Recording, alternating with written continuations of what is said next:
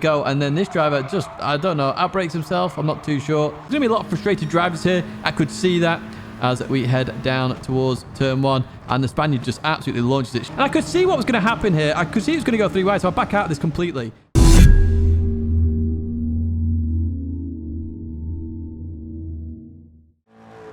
Hello everyone, and welcome to week numero uno. Yes, it's week 1, it's 2022. A happy new year to each and every one of you, and welcome to the Gran Turismo weekly race guide. If you're not sure what this is, in terms of this year, GT7 is on the cards. There are 60 days. The countdown is on now until Gran Turismo 7. New for this year and for this video series, of course. We've got timestamps there. So if you're after a particular race, you can go to that race and you can, go straight to it in the video and not have to worry about it. They're also in the description if you want to go via that method as well. We're here at Redbull Ring. It's the short version, which is, of course, in Austria. And to partner it, we're in an Austrian car. We're in the KTM Crossbow. Let's have a look at the race details then. We're racing 7 laps here at Redbull Ring Short. It's a grid start, and you will need traction control there, traction control 1. And we are on the sports medium tyres. That's all you need to worry about. You don't need to buy the car. You can literally just jump straight into race A and have a good go. Let's jump to that race then. Let's have a look exactly what happened, as well as a lap guide as well. Here we are then at the start. KTM Crossbows galore. No different colours this time. There's only one colour for this car, and it's the orange and white and black colour scheme. And not a lot of flash in there. This is early in the morning, by the way. And brake balance -2. So we are racing very early now. So if you are wanting to race in these, you do have to get up bright and early. Let's put it that way. Anyway, traction control on 1. You see the start there. You see the tyre smoke up ahead as well. I then change it to 0 when I've changed gear because it was still wheel spinning very close to it. Now we're going to head towards turn 1 and take a note of the French driver on the right hand side. I was not expecting somebody to go so cautiously into turn 1. That is superb driving, Zabby. That it really is good. I'd like a shout out to you straight off the bat, because I say these races have only just come out and literally you're driving perfectly. I mean, to take it so cautiously is very nice. So we're having a bit of a race here with the Italian up ahead here. What's that? Field court. So through the left we go, and they've just gone a bit wide there. So we're going to take that position. Happy days up into P11 then. A lot of work to do here. So we go towards the left here, and Field court just gets a bit of a bumper draft there from me. Cheeky little bumper draft. And they brake really early for this turn. I didn't realize, I hit them, and I still made the corner after releasing the brakes and going around them. So yeah, it's my fault for hitting them, but I was not expecting them to brake that early. But we continue on all the same. And up ahead, wow, look at that. Yeah, into Barrier there. There's somebody meeting their maker there. And I'm not sure even what happened, but there we go. In towards turn 1. I could have lunged it there, but I was just a bit confused about what was going on. So I sort of backed out of it. Lost a huge amount of time because of it, but hey, we stay clean where we can. And a shout out to the German as well, staying to the right hand side, taking that penalty off the racing line. Superb sportsmanship once again. So we're in a big group here. Somebody else just going wide there at the second to last corner as we come through towards the last corner, nearly rear-ending the French driver here, green hair. So through the right-hander we go, and we're looking on the inside. So we're up a gear quite early there. I will explain that later on. And we're down the inside of them. I don't normally go for the overtake at turn 1 because it can lose so much time, but we're already alongside at this point. So I'm just trying to be cautious here and pulling behind up ahead. The French driver just hits the Brit there as through the right-hander we go. And they go off to the realm and up another position. So Luglio here is going very slowly in towards this corner we go. And then this driver just, I don't know, outbrakes himself. I'm not too sure. That allows the French driver to get 2 for 1 there. Happy days for them. In towards the left we go. And I kind of figured the Italian would do that, which is why I backed out of it. So we tried a little bit smart today. That's what I can say. As we then look to try and get the cursed position from green hair then. As we head down towards the penultimate corner once again. But not quite getting it. Just giving them the position there. They had slipstream to help them out. And then in towards the last corner. So far so good at this race. I'm actually enjoying this race, if I'm honest. It's a nice little race. You can have some good races. It's just very hard to overtake. And you really have to race smart with where you're going to overtake and try and get runs out of corners. That's the main thing. As you see here, turn 1, I don't like going for the overtake. I was not alongside there, so I backed out of it completely. Let's not waste any time here. Through we go. They run a bit wide, so we get the good run. This is what I mean about overtaking. You need the runs out of corners to really get the move done. In towards the right-hander we go then. Bit of side-by-side action here, but it's so hard to overtake round the outside in these cars.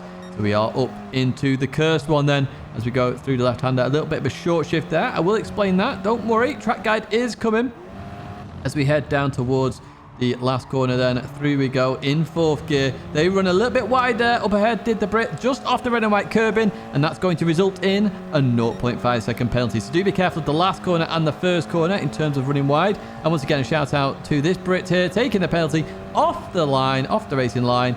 Good sportsmanlike conduct. So lap guide then, turn 1. 150-meter board if you're going to do turn 1 in 4th gear. Otherwise, the pit wall on the right if you're going to do it in 3rd gear. Obviously, you don't get in as much engine braking in 4th, which is why you have to brake a bit earlier. So in we go, and you notice it's a little bit smoother through there we go. And Robbie there just getting all sorts wrong on the exit. So turn 2 on the left-hand side. There's that like the caves. Rocks on the left-hand side. As the end of the rocks leaves the screen, that's when you're going to brake. We're on the inside line here as well, so we're really going to have to take a tight line. But as that leaves your screen, when you're on the left-hand side, you brake and you will make the corner absolutely no problem. Now, short shift to 4th here as you go into here. It'll give you a little bit of rotation, but then it will give you so much grip on the exit. If you're in 3rd gear, you're going to get all sorts of sideways. Keep it in 4th gear. It keeps it stable, and you can go through the corner very nice and easy. Heading towards this corner, unusually we're braking at the 100-meter board in this KTM crossbow. Or the line, you can use the line underneath, of course. And 4th gear for these last 2 corners. It's very easy to go, I want to be in 3rd gear, but stability is key with this car. So through we go. Heading towards the last corner, you're trying to get as close as you can to the end of that Austrian flag. The problem is, if you brake at it, you're going to be braking too late. So you're going to have to start judging your braking accordingly towards the end of that. And as you see here, I'm rolling the car through the corner. I accelerate out, not a lot of oversteer because I'm in 4th gear. I quite like this race. I think it's quite a good race A, to be honest with you, and about the right distance as well. So do give it a try. Well worth a try, but there will be a little bit of contact in there. That's it then for race A. Let's head to race B then when we head to Italy. Welcome then to Lago Maggiore, specifically the east layout here. And interestingly, it is Group 4. And what you think is the OP car isn't the OP car, which is kind of nice. But we'll get to that in just a second. Let's have a look at the race details then. We're racing 5 laps here at Lago Maggiore East. It's a rolling start, and we're on the racing medium tyres. Now, this rolling start is horrendous if you are starting last. So if you are starting last, just good luck and try and have as much fun or learning as you can. That's all I can say. Now, as you see, we are in the Scirocco in the background. Now, the Scirocco actually isn't the meta car. It originally was the meta car when I did the race.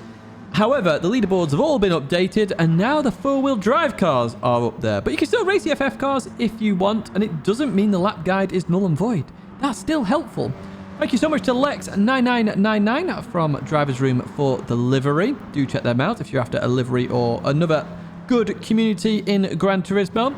Let's head to the race then, and let's have a look exactly what happened, as this one gets a little bit rough. Here we are then at the start. As you see, a Subaru on pole. That's Mungino. What a legend he is. Of course, he's done a lot of deliveries for the channel over the years, so a shout out to you. But you see a mixture of cars there. We've got a few FFs. We've got a few of the 4-wheel drive cars in there as well. Brake balance for the Scirocco, as that's the car I'm in, is +3. You probably want to go a little bit rearward on a 4-wheel drive car as well if you choose one of those.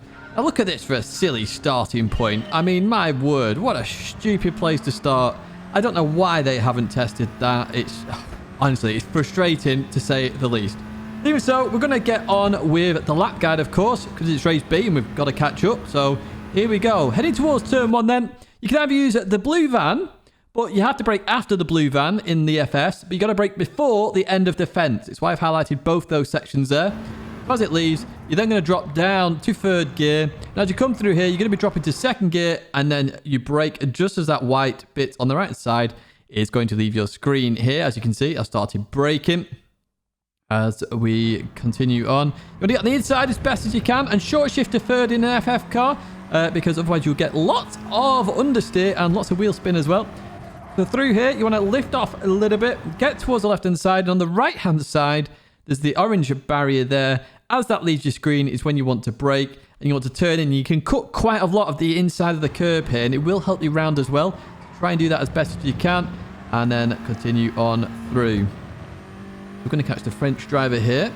And what we're looking for is on the right-hand side are 2 vehicles, and we're just showing our nose here as well. So those two vehicles, as they hit the edge of your screen, that's when you're going to brake. So obviously, if you're on the inside line, they'll hit it sooner. So do be careful of that. But that's what we're using. We go down the inside of the French driver here, get it done. Clip the inside of the curb. Now, you might want to short shift to fourth here in an FF car because it does wheel spin a little bit. But we're going to continue on up the hill all the same. So in towards the left-hander then. And we've got the black mark there on the right-hand side, on the curb there. I always use that. And I'm going to stay in fourth gear. And you're going to want to cut the inside of the corner here. Really cut it a lot. And then it straightens you up here for this right part.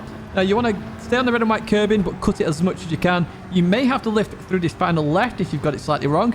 Do be careful of that, because if you've got dirt on your tyres as well, you will understeer off. And we're going to continue on now. We don't go to Banky Boy this time, but what we are looking for are the vans on the right-hand side. Yes, we're using White Van Man once again on the right side.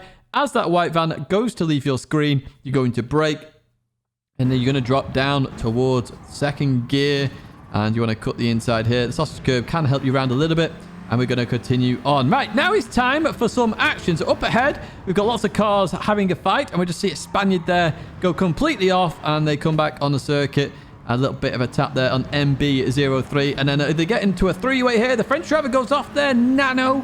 And we're going to try and take that position. And we just get a slight tap as they come back on. But we survive up another position. So finally we can get in the race now after that horrific start. It really was horrific.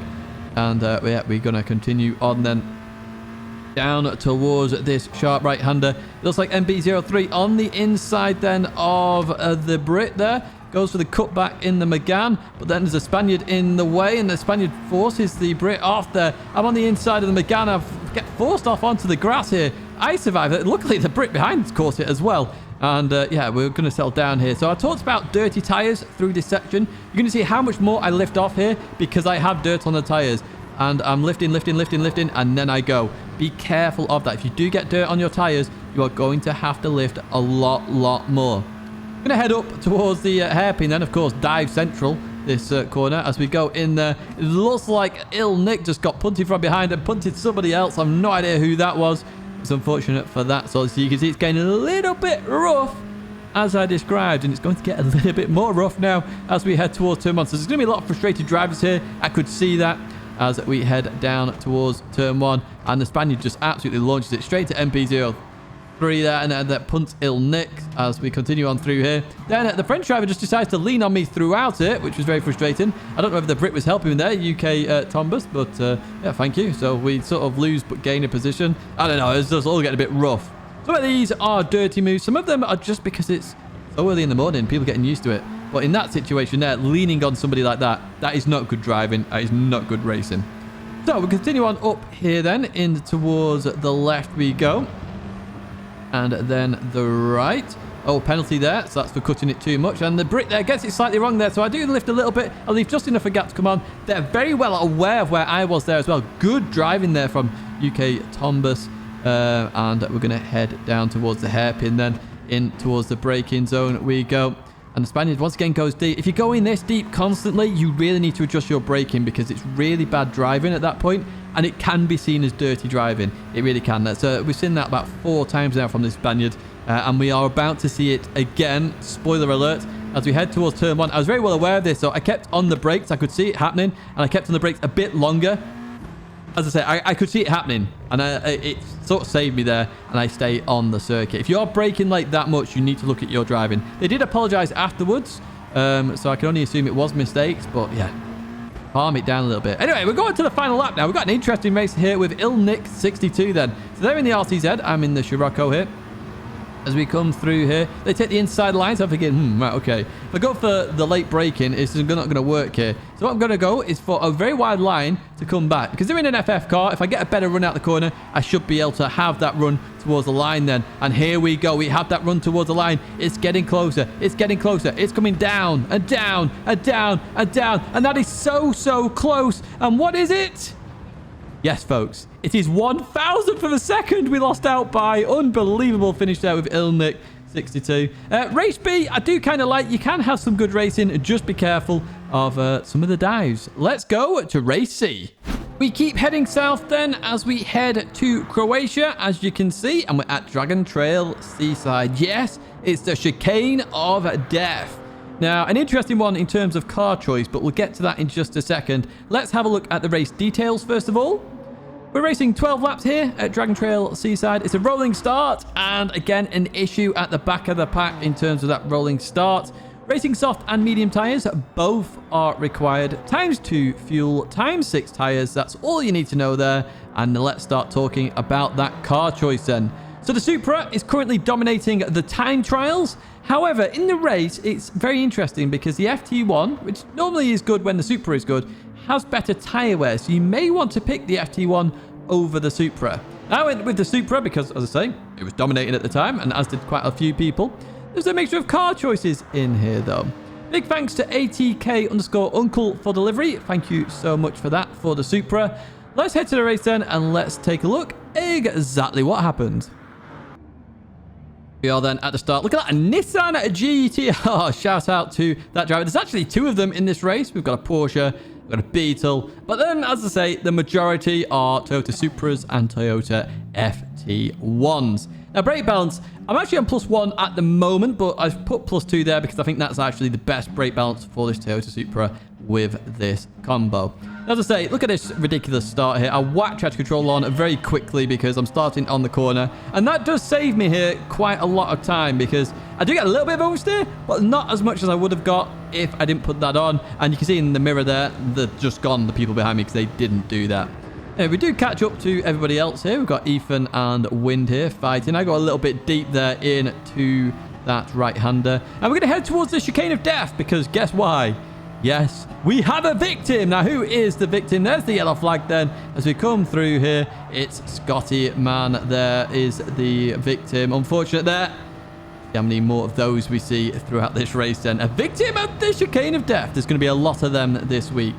Anyway, we head towards the final corner. And I was tempted to pit this lap. ×6 didn't seem that much. As you see, Ethan just got on the inside of GT Jeffers there. I decided against it, but I did see two people jump in there, and that was Consta and Ethan.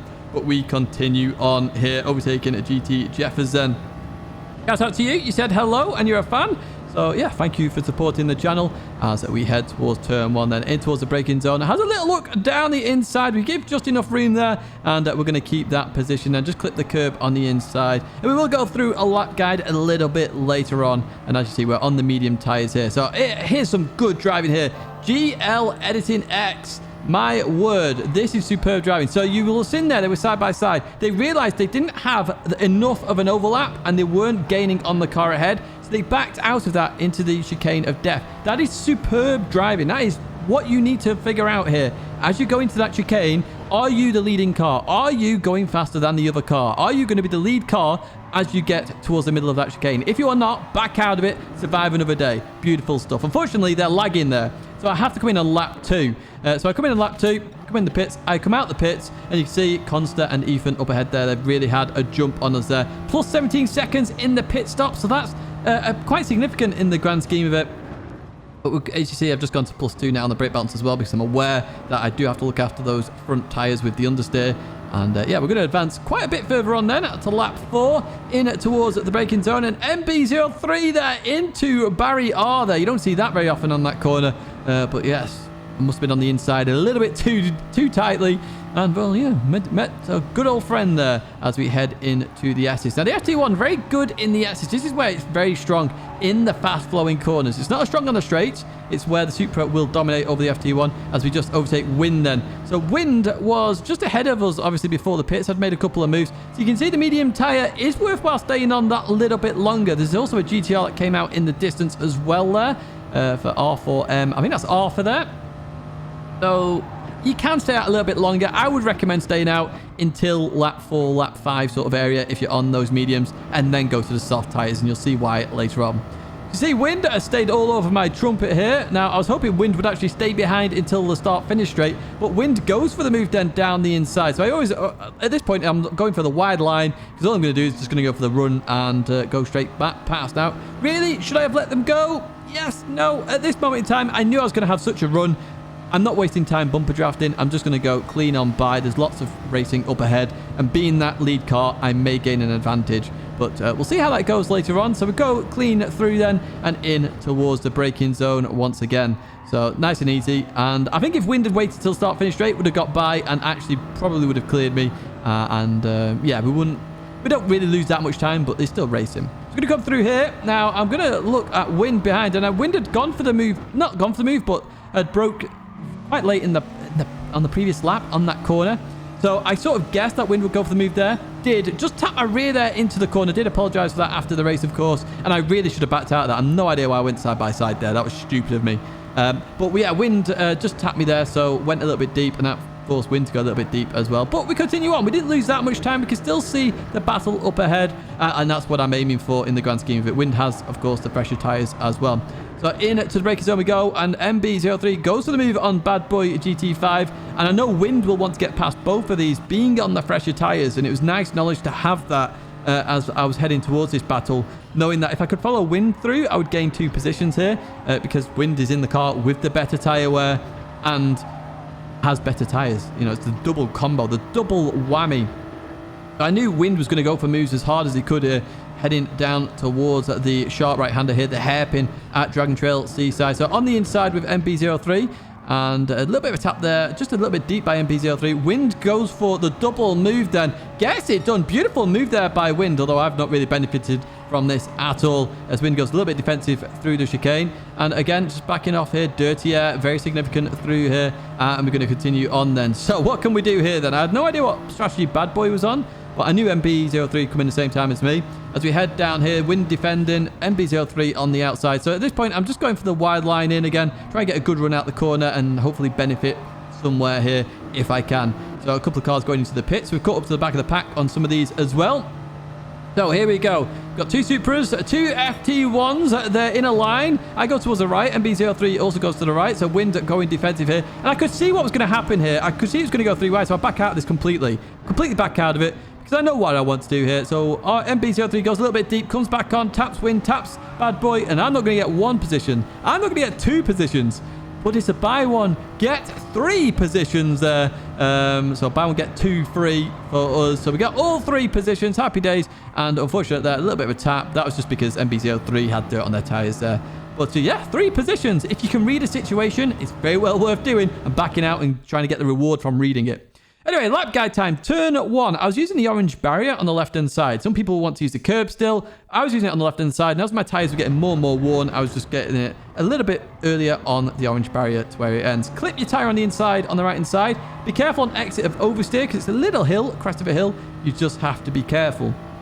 Heading into this right-hander then, you may want to lift here a little bit. I lift a little bit there, and then in towards this braking zone. It's you use the start and the end of the grass, basically. Where do you want to brake depends on your tyre wear, your car, and how well you can brake. So use those markers. In towards the right-hander we go, and I'm in 2nd gear here. You might want to stay in 3rd gear in the Supra. As you see, Wind there gets a whole load of oversteer. You might get that in the Supra, so 3rd gear may be better for you.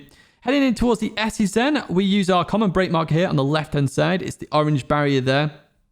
Very nice marker. You're just going to dab the brakes a little bit, get the car turned in here, and just clip the inside here. Now, you don't want to go too fast in this first part. You want to clip the inside of the second part, and then you may have to lift on this third part, but you want to clip again if possible. I'll lift a little bit there to avoid the car bottoming out on the right-hand side of the curb. And we're going to head down towards the hairpin then, where we have 2 markers once again. So you might want to use the start of the curb here. And, you know, as you've got fresh tyres, go a bit deeper into that curb. But on the right side, I was using it as that tree at the end of the cliff there. That was my marker for most of this stuff. But at the end, I had to use the curb there. Wind went to Narnia then. I have no idea what happened to Wind. So happy days that we're in P5 at the moment. This is actual P5 now, of course. So through the chicane of death, you don't have to lift for the first part. Now, I'm using this curb all the time. Now, just before that curb ends, I'm turning off it. And I'm turning towards the corner, and I'm going to be lifting. You can see I've lifted here. I'm down to about, 15% throttle there. I don't want to lift fully off the car. I just want to have a little bit of throttle there, keep the balance of the car, and maintain the speed through the corner. Being a bit careful there is very worthwhile versus going full extreme and actually binning it at the chicane. 100-meter board is your last marker, or trying to get as close to that as possible. And you can take a wide line, as you've seen earlier on, or you can take the slightly tighter line that I'm going to do here. It's a later apex where the cone was. Clip the curb, and then on exit, just be careful of oversteer again. And yeah, we continue on to the last lap then. So that nice little merge. You can see my tyre wear down the bottom left. It was horrendous. But the race didn't really fruition after that, or have any additional stuff there. Look at that, GTR won. So shout out to Arthur there. Very well played. Remember, they pit lap 5. You don't have to pit early here to win if you've got the speed in the car. And I was a lead Supra, so that shows you the FT1 is the better car versus the Supra in terms of the race, but the Supra may be better in time trial. That's it for this week then. I do hope you've enjoyed the video. Once again, a happy new year to you as well. Brilliant driving throughout that. I'm going to sort out a driver of the week award, like an actual graphic for you. That's not quite ready yet. There's a video there. If you want to check out another video, please do subscribe to the channel if you want to support the channel and stay in touch with all the content, and do give the video a like on the way out. But that's it for me now, folks. Enjoy the rest of your week, and hope to see you in another video or live stream very soon.